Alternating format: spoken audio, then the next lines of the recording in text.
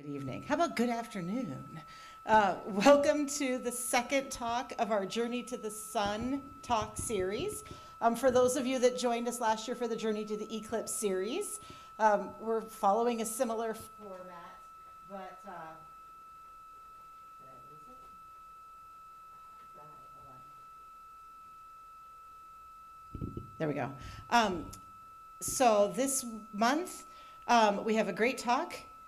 Our next talk will be in early December, and then we have more talks planned for the spring. So we've got an entire series going. It keeps shutting off. All right, one has to be smarter than the mic, I guess. So thank you for joining us. I would like to introduce our speaker for this afternoon. Dr. Justin Schoof is a director of the Earth Systems and Sustainability School at SIU, and I still think it's very cool that he is technically the founding director. They keep shutting off. All right, third try is the charm. He is a professor in geography and environmental resources. He has a graduate degree, both a master's and a PhD from Indiana University. He did a postdoctoral appointment at Florida State University, and then he joined SIU in 2006, and he's been teaching and researching about climate, especially focused on the extreme variabilities, changes on large scales, and today we're going to focus on how the sun plays into that role of variability with climate. So if you would please welcome Dr. Schoof. Well, first, thank you, Professor Brevik, for that nice introduction, and thanks to everyone for being here, especially at 3 o'clock on a Friday afternoon. I had a lot of enjoyment putting this talk together because most of the work that I do is really about what you might think of as sort of contemporary climate change. And so this talk allowed me to go back and reread some really interesting things about other parts of the planet's history and some of the climate variations that we've seen over that time period. So this is a talk that has three parts. The first part is going to be an overview of the role of variations in solar input, basically. Variations of solar energy received and their associated impacts on the climate system.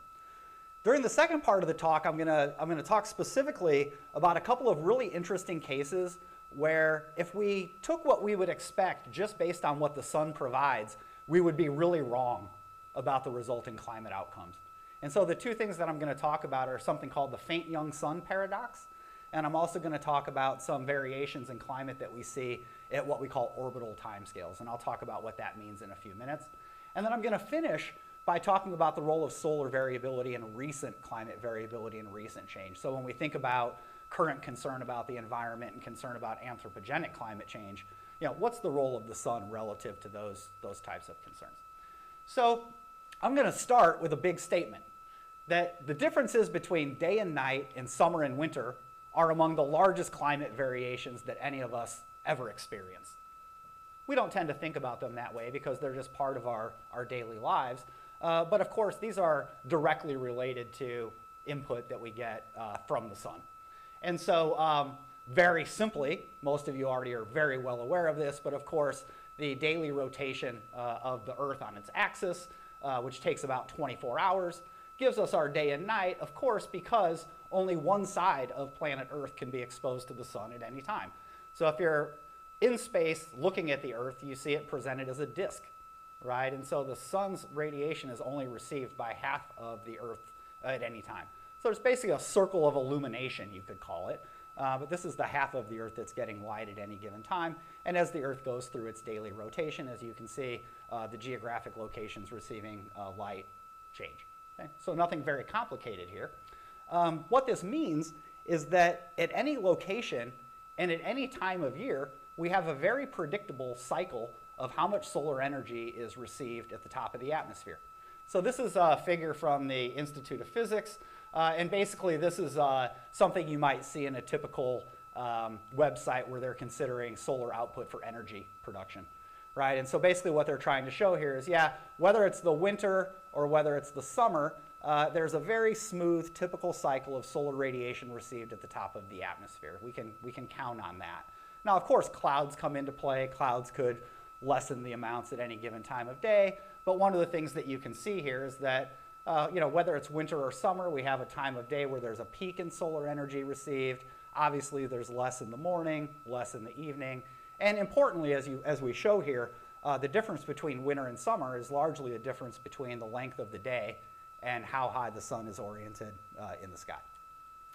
So if we think about this, a question that might arise, just very basic, the most basic way that we could think about solar influence on climate is to say, well, should the daily maximum temperature coincide with the peak solar input? And the answer is no, because air temperature is not a response to only solar input, it's a response to the net energy availability at the surface. So at the Earth's surface, you have some energy gained here from solar input, but the surface is always also losing energy in terms of heat.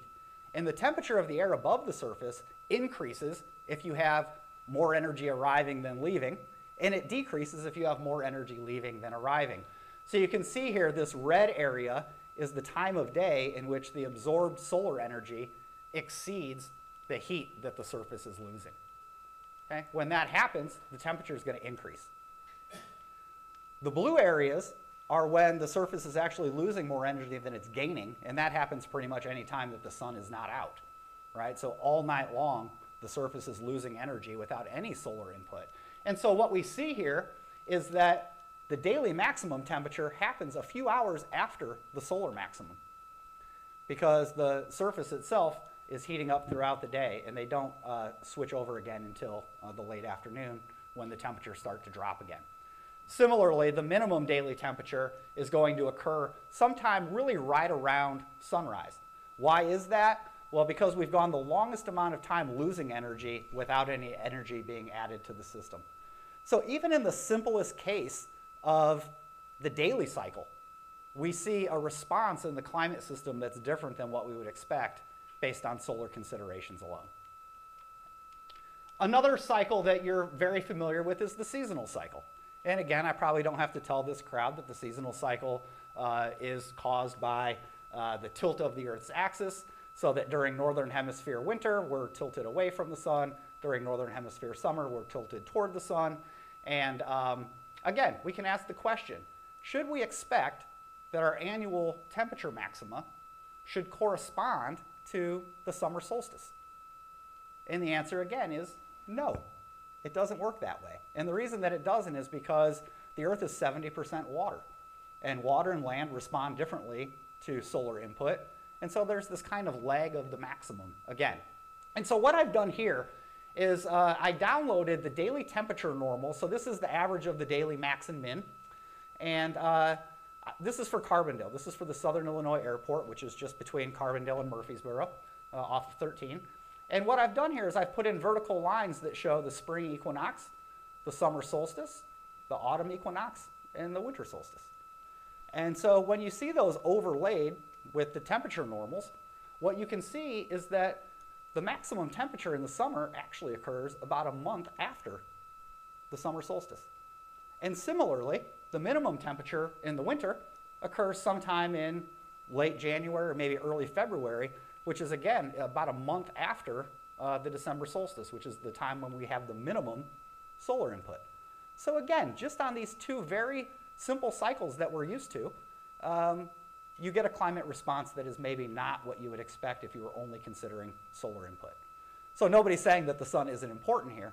We're saying that in order to understand the climate system response, we also have to consider what's going on internally. So these are the ones that we're familiar with because of our lived experience, but it turns out there's some other really interesting variations related to solar input. So one of the ones that you may have heard about or be familiar with are the so-called Milankovitch cycles. These are cycles in solar input that result from variations in gravitational forces between the Earth and other bodies in space. And these are named after a Serbian astronomer, Milankovitch, who did work on this basically in the early part of the 20th century, so 1910s, 1920s. he was doing work trying to understand how variations in solar input might relate to variations in climate. So the first of these is eccentricity. And if you remember back to high school algebra, eccentricity basically describes how elliptical a shape is, right? So the Earth's orbit is an ellipse. We learned that in elementary school geography, right? But it's actually not very elliptical. So the ellipse that you see for the Earth's orbit in most books is really exaggerated. The Earth's orbit is almost a perfect circle, but it's a little bit elliptical. But it turns out that it's not always the same. It actually changes. And so the eccentricity of the Earth's orbit varies from being almost circular to being a little less circular, or tilt. Again, you learn in elementary school geography that the Earth is tilted on its axis at 23.5 degrees. Well, it turns out it's not always 23.5 degrees. There are variations over time in the angle of the Earth's axis, right? The third variation that we want to talk about is called precession. And precession actually has two parts. The first is called axial precession. So the Earth's axis is tilted at 23.5 degrees, but it turns out it's actually also rotating like this. Okay? So that's axial precession. And then there's something called apsidial precession, which is that the elliptical orbit itself is rotating. Okay, so you can imagine it becoming more elliptical, less elliptical, and then at the same time it's rotating this way. Okay? So all of these variations that we see have the ability to cause pretty substantial changes in how much energy we receive at the top of the atmosphere. So these have actually been called the pacemaker of the ice ages. This is from a famous paper by Jim Hayes in Science back in 1976. And the reason they're called the pacemaker of the ice ages is because they correspond to some geologic evidence of glacial interglacial variations. We refer to these as orbital scale variations, and I'm going to talk about them in a little bit more detail in the second part of the talk. The amount of solar energy that we receive on Earth also depends on the sun's output, right? And so, for example, within the solar sphere, as you can see here, there are sunspots. And the sunspots in this image are the darker areas on the solar disk. The sunspots are cooler than most of the solar disk, and therefore they put out less energy. But you'll also notice that the sunspots, oh, well, first I wanted to say that they can be small, they can be large, they can be short-lived, they can be long-lived. They vary a lot. But typically you have about 0.1% of the solar disk covered at any time. A little bit higher than that during periods of high sunspot activity and lower during lower periods of sunspot activity. If you look at the areas around the sunspots, you can see these bright yellow regions. These are called facula. And these are hotter than the photosphere of the sun. And so when you combine the effects of the sunspots and the faculae together, the result is that there's an increase in the sun's output during periods of active sunspot activity. Okay, so sunspots are visible with the telescope. That helps with records, right? You don't need to have a thermometer. So we actually have records of sunspots going back a couple of centuries as people have observed them using telescopes over time. So this is actually what things look like. So here you can see the monthly sunspot number. You can see these cycles. There's an 11-year sunspot cycle. And here's what you can see in terms of what we call total solar irradiance. This is sometimes referred to as the solar constant, right? So we know now that the solar constant actually isn't a constant. As you can see here, it varies quite a lot. But these are the variations in the solar constant that are associated with the 11-year sunspot cycle. And so you can see at the top of the atmosphere, you know, you maybe get an extra watt per meter squared or something at the max relative to the middle of the amplitude of that cycle. If we look at sunspots on a longer time scale, this is what we see.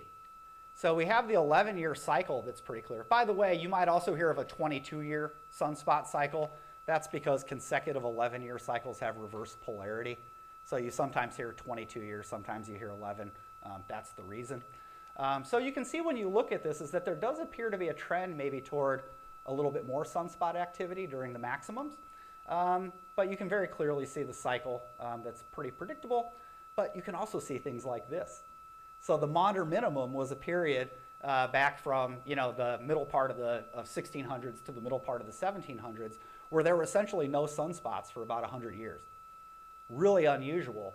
And this has been implicated in lots of stories of past climate variability. For example, the Little Ice Age is sometimes attributed to this. It's not likely to be the case because the Little Ice Age started before the Maunder minimum and is largely thought to be resultant from volcanic activity. but this could have certainly reinforced what was being experienced during the Little Ice Age based on what we know about sunspot influence on climate.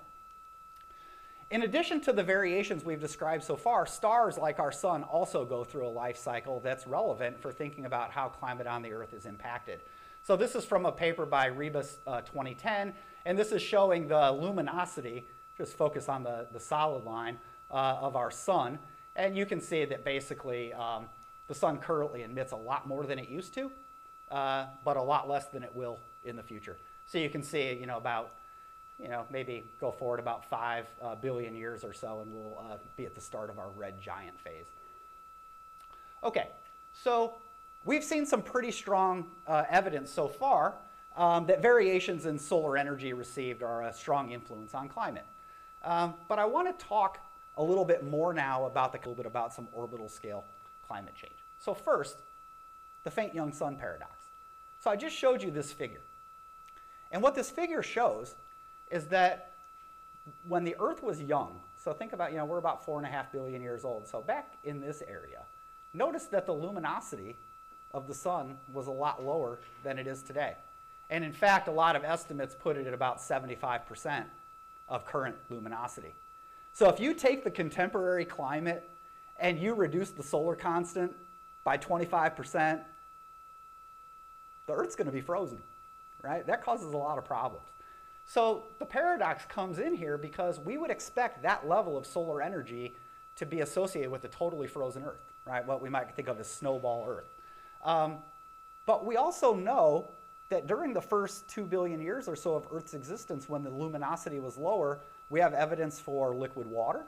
We have evidence for life. These things are inconsistent with a fully frozen planet under a much lower level of solar forcing. This is the faint young sun paradox, and it actually represents one of the key unresolved problems in paleoclimatology. So we don't have the answer to this. We have some pretty good ideas. I don't know that we will be able to answer it. One of the struggles is that there's a lack of knowledge about what conditions were like on the early Earth. So the climate models that we use to study climate now can't really be applied to the early Earth. The feedbacks were different. The world was a different place. I mean, I read something earlier this week about, during this period, a planet about the size of Mars colliding with Earth and creating our moon and all kinds of other things. So the nature of our planet would have been very different early in its history than it is today, right? So we can think about some of these things when we think about potential solutions to the faint young sun paradox. So what are some of the solutions? Well, maybe the solar models are incorrect about the luminosity of our early sun.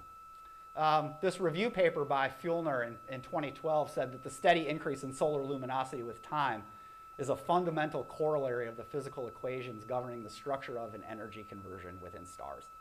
In other words, refined estimates of early solar luminosity could be an area for further study, but they're not likely to help us resolve the faint young sun paradox. What other things could we think about? Well, how the Earth reflects solar energy really matters a lot too. And so there have been theories put forward that maybe the Earth's albedo or reflectivity could have changed. How would that work? Well, the proposed mechanism here would be decreased cloud cover.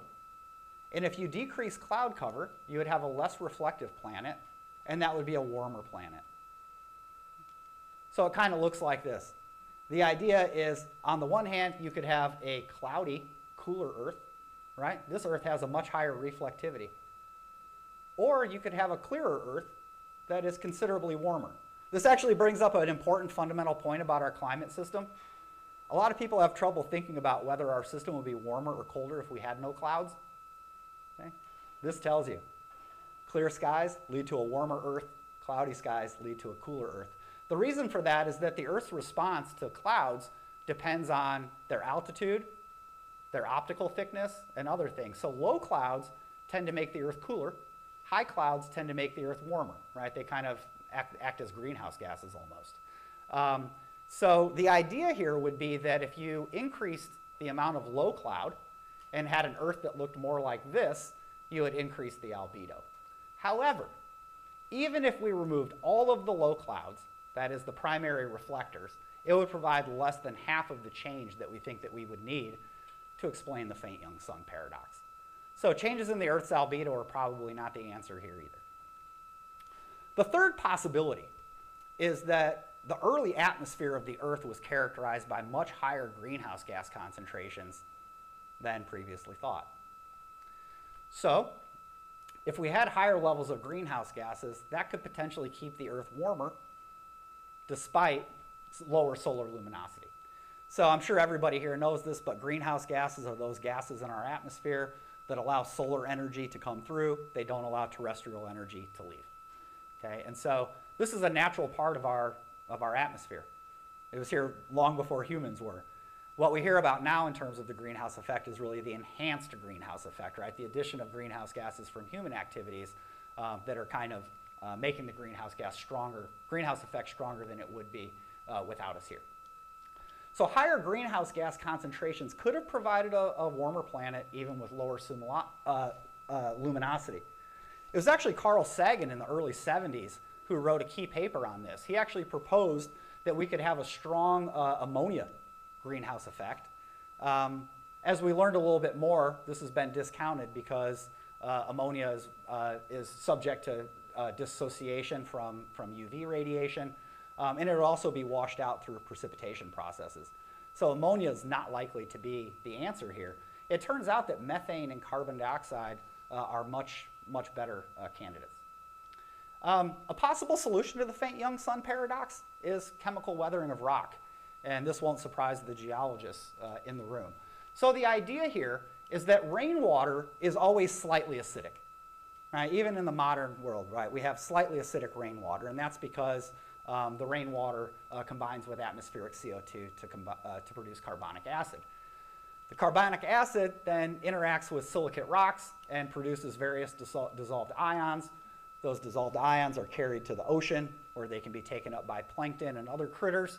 And then when those plankton die, they fall to the ocean floor and they take the carbon with them. Okay, so this is a way that we can move carbon from the atmosphere to basically the bottom of the ocean.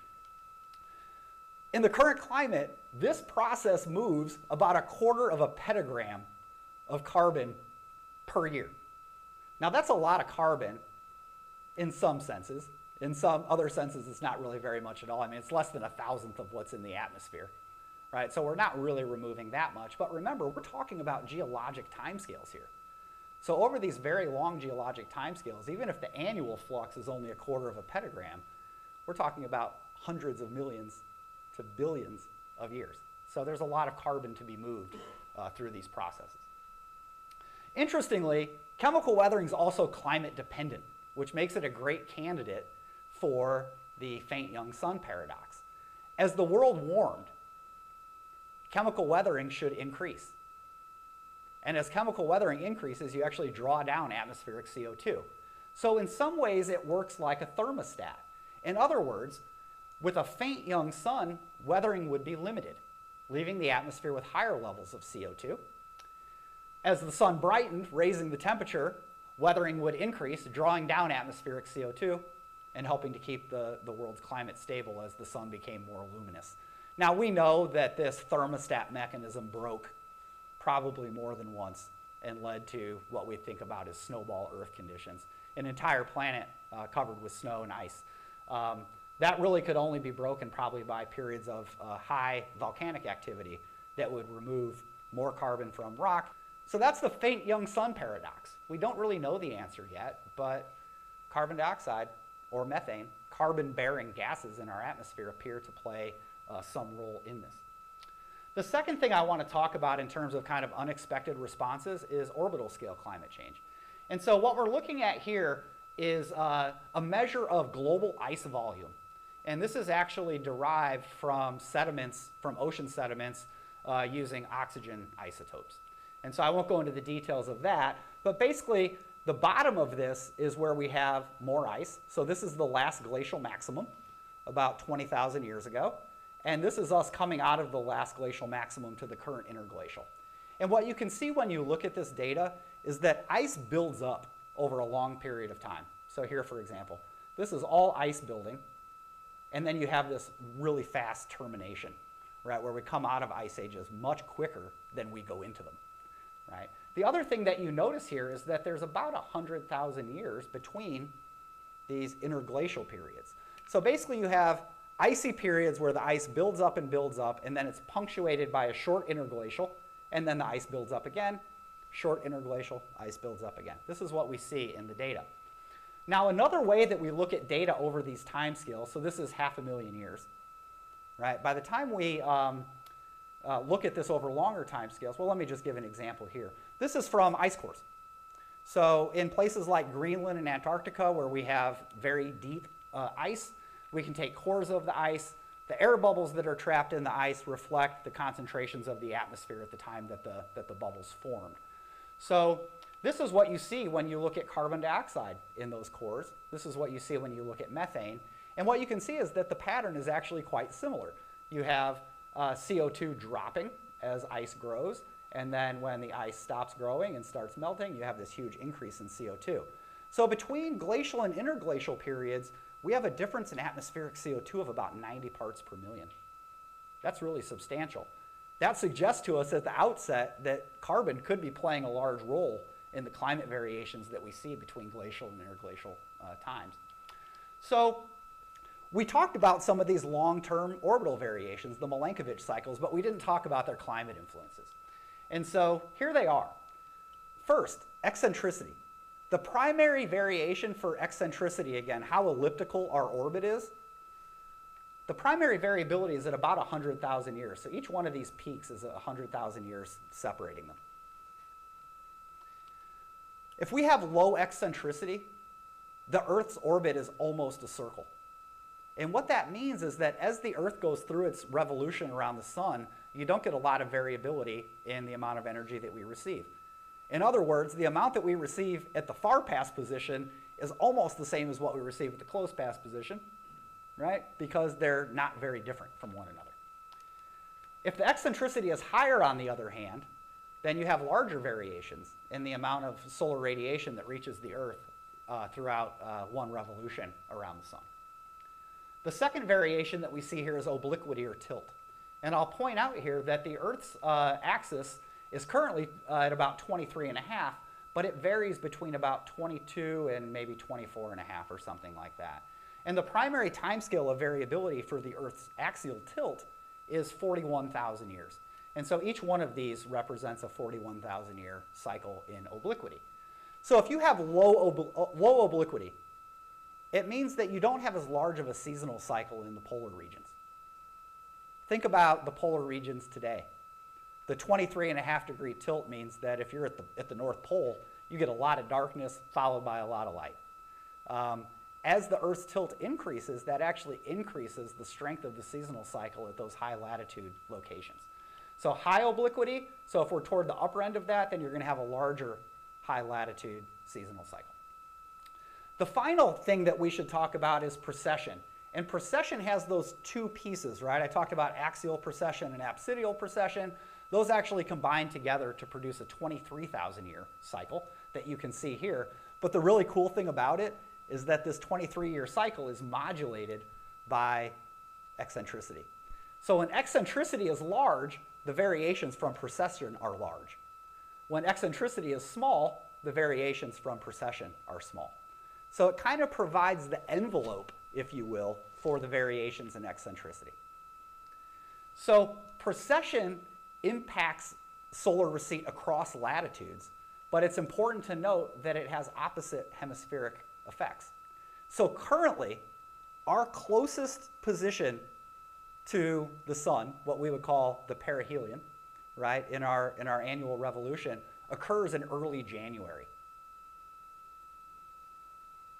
What do you think that means for our current winters?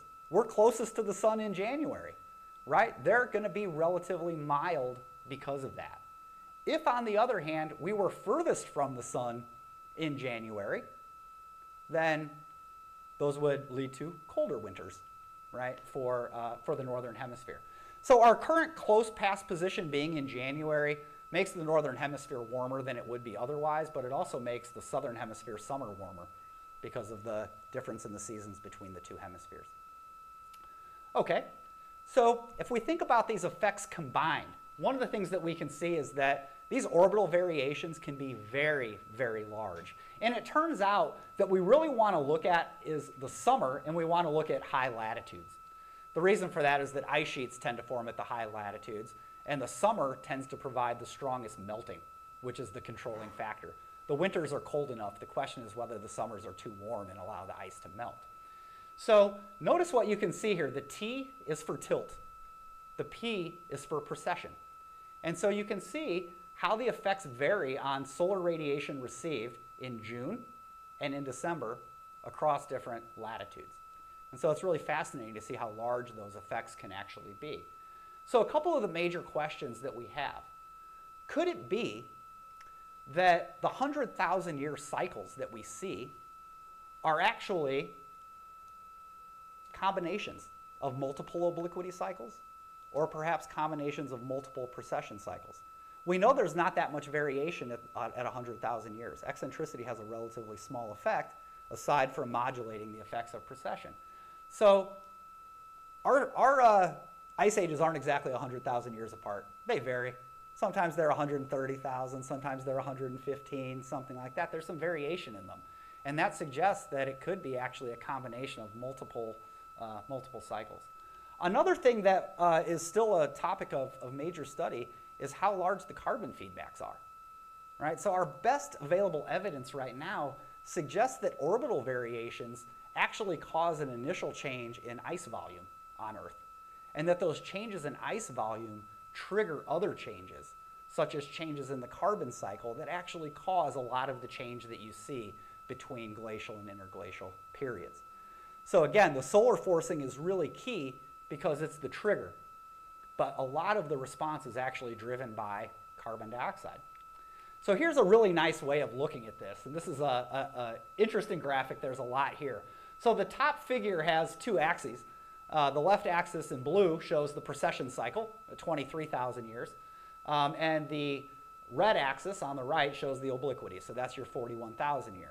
So these are pretty easy to understand on their own, but when you combine them together, you get cancellations because sometimes they're in phase and whatnot. So if you combine those together to determine the solar radiation received at the top of the atmosphere at 65 degrees north, this is how that looks over time.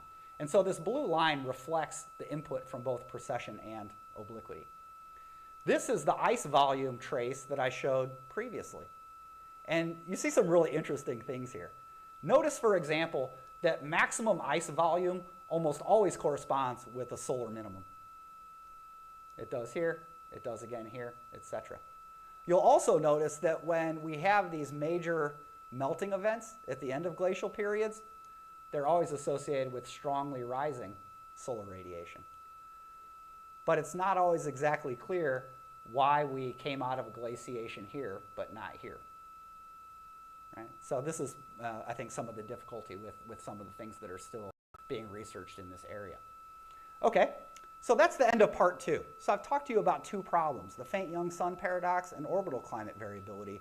And in both of those cases, if we were just thinking about what the sun provided to the system, we would be wrong about what we would predict in terms of the system response. So given the tremendous role of the sun in our climate over short time scales like day and night and the knowledge of longer term variations, it might surprise you to know that solar variability, or the amount of solar energy that we've received, has played a relatively small role in climate change over the last couple of centuries. And so we might ask why that's the case. Well, first of all, those long-term variations in solar output, they happen very slow. So if you're talking about variations over billions of years, they're not changing very much over the course of our lifetimes or over a time scale of a couple of centuries. Right? They're very, very slow acting. So I pointed out we've only got 6 billion years to go until we reach the red giant phase.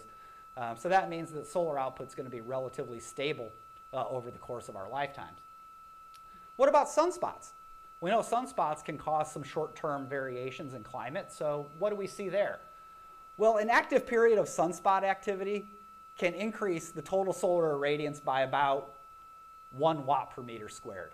It's not a huge effect.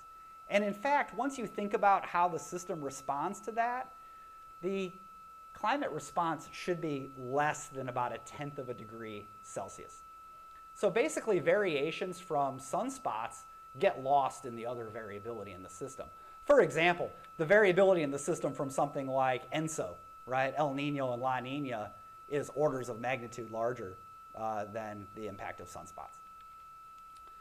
So in other words, typical sunspot variations have a small, but certainly non-negligible impact on climate. And I do want to mention that there are a couple of really interesting areas of research that are happening right now. So for example, we know that during periods with high sunspot activity, that the UV that we receive actually increases. And so the role of that UV on stratospheric temperatures is now being studied. And we tend to think of the lower atmosphere, the troposphere, and the stratosphere as being decoupled, but they're not. So we're just now starting to think about how variations in the stratosphere could change, say, atmospheric circulation in the troposphere. These are new areas that are still being studied. So we can't claim that we know everything there is to know about this.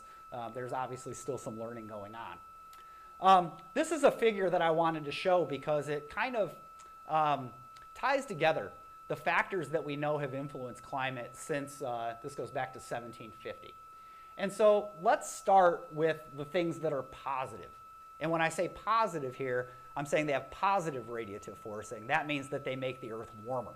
Okay, so if you start at the top here, solar. There's our 11-year solar cycle. See it bumping along there. This is black carbon on snow, so that's here. Stratospheric water vapor, that's mostly from oxidation of methane in the stratosphere, and so you see some climate warming from that. This is tropospheric ozone, which is a greenhouse gas. Other well-mixed greenhouse gases in green, and then the effects of CO2 here. And you can see for each of these you have an error bar. But these are the things that are happening that are making the Earth warmer than it would be otherwise. Now, on the bottom half of this figure, you see the things that are making the Earth cooler than it would be otherwise. Those include things like aerosol effects. So aerosols that are emitted also as part of fossil fuel combustion, but other processes too, aerosols have the effect that they can either absorb solar radiation, they can reflect it back to space, they can do all kinds of things that make solar radiation not make it to the surface. So they tend to cool the climate overall. You can also see aerosol cloud interactions. Aerosols play a role in cloud microphysical properties. And so that becomes really important for thinking about their reflectivity and other things. I want to point out that the error bar on the aerosol effects is huge. This is one of the largest uncertainties that we have about climate over the next century, is really trying to lower the error, the uncertainty on the effects of aerosols. Very, very active area of research. You can also see land use change has tended to produce some cooling. This is stratospheric ozone here. And then this one's really interesting. This is volcanic forcing in green. So obviously volcanic eruptions are, they're not regular in time, they're not regular in magnitude. So they appear here as really quick punctuations that actually cause a cooler planet overall. The reason for that is that when volcanoes erupt, they eject large amounts of ash into the atmosphere. Some of it reaches the stratosphere where it's really effective at blocking incoming solar energy. So interestingly, if you add up all of the forcing, you get the black line. And it looks like this, right? You can see it's got these punctuations in it from the volcanic eruptions. The red line is what you get when you sum up all of the human stuff.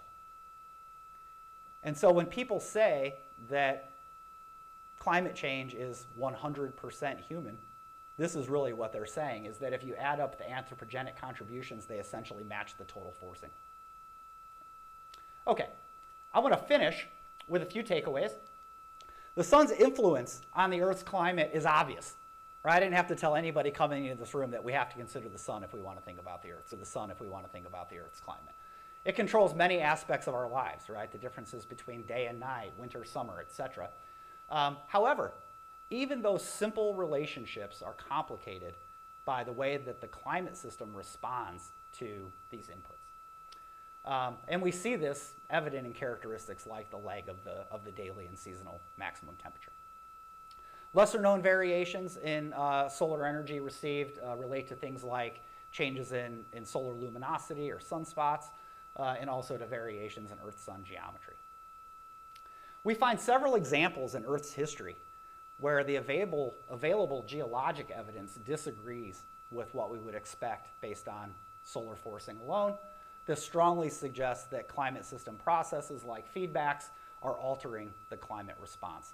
One of the difficulties that we have as climate scientists is that it's really to know how feedbacks change over time and whether the same feedbacks operating today can be expected to operate then and whether their magnitudes would change. Changes in solar output or the amount received at the top of the atmosphere have played only a minor role in recent warming. However, it's important to note that we're still learning about the complexity of the climate system response to things like sunspots, and especially how those responses are transferred between, say, the middle of the atmosphere and the lower part of the atmosphere.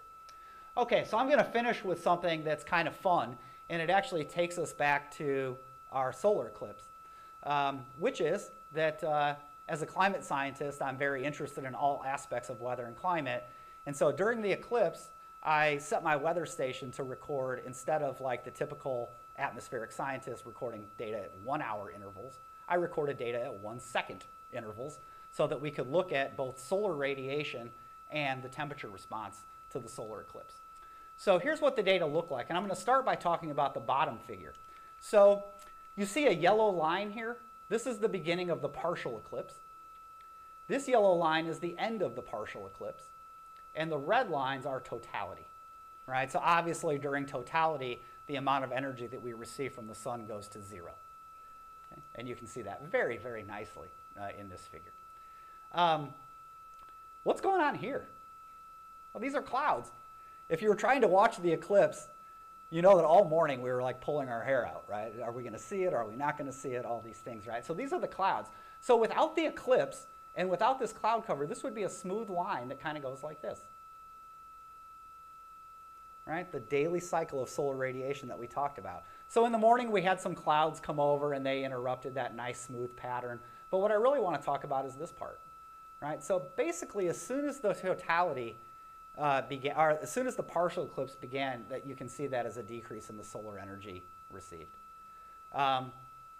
It actually takes a little while before you start to see any temperature change. But the temperature change, of course, is also influenced by these variations in clouds and other things that could also be playing a role here. The thing that I really want to point out is that, as we all experienced, during totality, it gets colder, right? You can really feel it. I was stunned when I looked at this data because my personal experience seemed to be that the coldest temperatures happen during totality, even though my climate scientist brain should have told me otherwise. But when I plotted the data, you can see it very easily. The minimum temperature happened about 10 minutes after totality. So again, even on these short time scales, you don't get what you expect because the climate system takes time to respond. There are energy inputs, energy outputs, etc. So I wanted to share this just because I think it's a nice example and a nice way to end the talk. So that's all I've got. Thank you again for coming, and I'm happy to entertain any questions.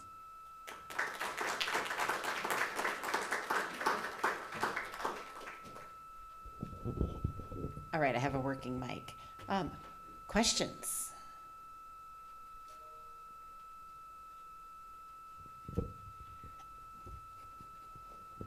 So we are live streaming in case you are, actually here and not watching from abroad. So I'll bring you a mic so that our live stream can hear the questions as well. Do fossil records show anything different that have influenced your figures here? No, so the basic way that this, like we take climate models and we might change parameters to see if we can produce a climate that is consistent with the fossils that we observe, right? So for example, we know that, go back a couple 100 million years, we had palm trees in Wyoming, right? We know we don't today. What kinds of things could we do in a climate model that might warm that area in such a way? This is how it works. So the geologic evidence is always our truth that we're trying to get to. I think that translated to trust the geology. And now we have a question from a geologist. This should go well.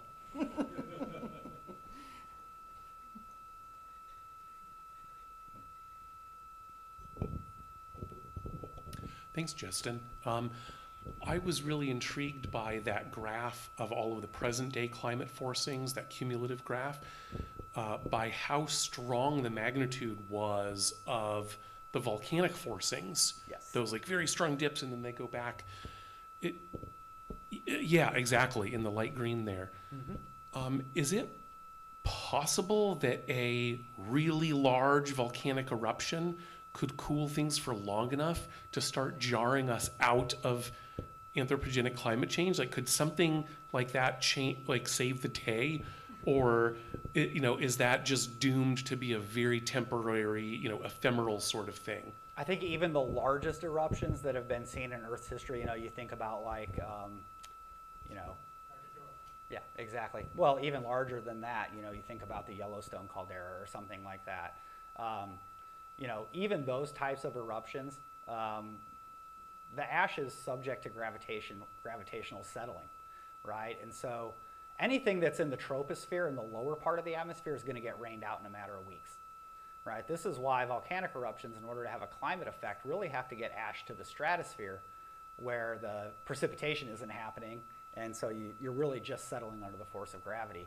In either case, I'm not aware of any volcanic eruptions that have impacted climate for more than, even in the craziest case, it would be like a century or something like that. I think they're very short-lived relative to, a large volcanic eruption now could provide climate relief for some period of time. A good example of that, if you look at this, is that the latest large eruption shown here is Mount Pinatubo. And the effect of Mount Pinatubo on the climate in the early 1990s was that it lowered the global average air temperature by 0.5 degrees Celsius. So that's half the change in the opposite direction. It's half of the change that we've seen due to anthropogenic climate forcing from one eruption. Now, of course, after just a couple of years, the effects of that cooling wore off and we were right back to where we would have been without it. So they're temporary reprieves, but they don't really change the direction.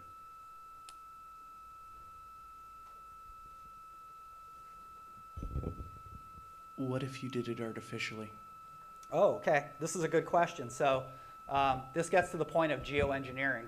Yeah, there have been ideas related to geoengineering that they actually relate to all of these things that we've talked about. So how about mirrors in space, right? You put out some big platforms in space, you unroll these big mirrors like they do for satellite solar panels and things like that, and you would reflect a bunch of solar energy back toward the sun and cool the Earth in doing it. There have also been ideas to have a huge hose that could deliver aerosols to the stratosphere. Right? This is like to mimic a volcanic eruption. These are really bad ideas. The reason they're bad ideas is because, well, what happens when you stop? What are the ecosystem impacts of putting a bunch of aerosols in the stratosphere and then letting them slowly gravitationally fall into the troposphere and onto the surface? Who's responsible? It's an international problem, right? So who's responsible for making the decisions and deciding on the parameters? So I always think of geoengineering as being like treating the symptom when you have the opportunity to treat the disease. But they are very interesting things to read about and think about too.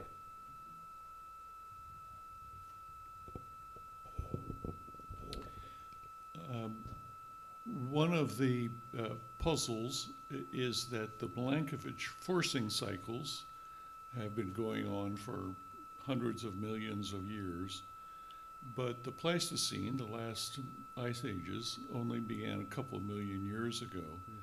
And before that, we didn't see those periods of glaciation followed by interglaciation. What is the current thinking about why the ice ages got triggered in the first place? Yeah, this is actually a really good question because a lot of people may not be aware that when we're talking about these glacial interglacial cycles, we're talking about the northern hemisphere. Right? Ice has existed at the Earth's south pole for a long time. Few tens of millions of years, if I'm thinking about this correctly, right? So in the North Polar region, something that's really interesting is that Milankovitch actually thought that ice ages should be occurring at the 41,000 year cycle associated with obliquity. And when you look at the data for ice volume on Earth, what you see is that until about 1 million years ago, so this is in the period where we have glaciation in the northern hemisphere, we did have ice ages at the 41,000 year cycle. So those tend to be smaller, because if the ice is only growing for that much time, it's not going to grow as large, right, before the next increase comes and melts the ice. Something happened between about 900,000 years ago and 600,000 years ago where the time scale for ice ages shifted from that 41,000 year cycle to the 100,000 year cycle, or approximately 100,000 year cycle.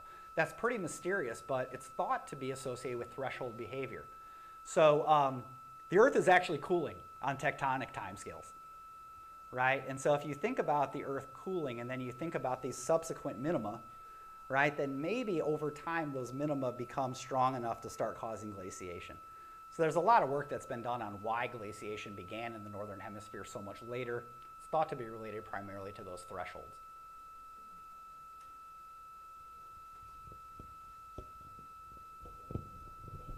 I've been around long enough to remember that when it was first proposed that Milankovitch could explain the cycling of glaciers and interglaciers, that it was very controversial, and the argument was there's not enough change from the Milankovitch cycles to cause us to go in and out of glaciations. How has that been addressed more recently here? That's a really good question. I'm not sure that I know the answer. I think that the variations at high latitudes can be something like 30%. Milankovitch was aware that it's actually the high northern latitudes during summer that matter. So I'm not really sure. I'm not really sure how that's been addressed. Yeah. I don't have much to add. He was controversial. Yeah, sure. When he proposed that, most scientists were arguing that these changes you talked about are just too small. There is some really interesting stuff that's been done more recently. Like, for example, the difference between a glacial and interglacial period near the ice, right? So if you measure like deuterium in ice, you can reconstruct temperature that way. And those temperature reconstructions suggest that the South Polar region, like Dome C, where they've got the longest cores now, they're showing temperature variations between glacial and interglacial of like 4 to 5 degrees Celsius. But we think now that that's in Antarctica. That doesn't represent the global response. And so knowing what the right global response is necessary before you can determine whether or not the solar forcing would be strong enough to cause it. So it could just be that when Milankovitch was doing this work, they were thinking about what was being seen in data as being a global signal, when in reality it was a regional signal. That's about the only thing I can think of that would relate to that. I think we have time for one more question.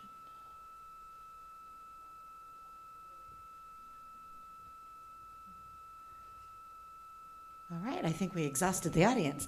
Big thank you so much.